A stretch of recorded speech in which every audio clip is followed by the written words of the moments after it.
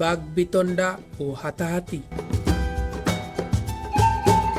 বাংলাদেশের ব্যাটসম্যানের হেলমেট ধরে টান দিলেন দক্ষিণ আফ্রিকার বোলার। ঘটনাটি ঘটে বাংলাদেশ ইমার্জিং দলের ইনিংসের 104তম ওভারে।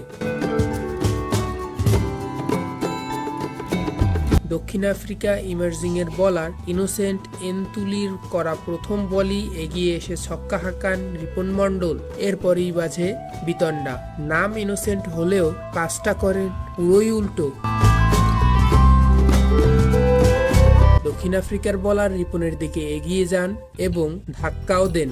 টাইগার পেসার রিপন তাকে বারবার সরিয়ে দেওয়ার চেষ্টা করেন, কিন্তু উত্তেজনার চরম পর্যায়ে রিপনের হেলমেট ধরে টান দেন এনতুলি। রিপন তাকে আবারও সরিয়ে দেওয়ার চেষ্টা করেন।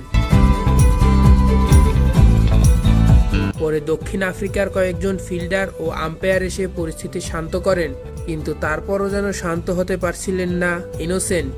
ততক্ষণে অবশ্য এক দফা হাতাহাতি হয়ে গেছে দুই ক্রিকেটারের মধ্যে। দক্ষিণ আফ্রিকার এই ক্রিকেটারের মধ্যে ক্রিকেটার সুলভ কোনো আচরণের ছিটে ফোঁটাও নেই বলে মনে হয়।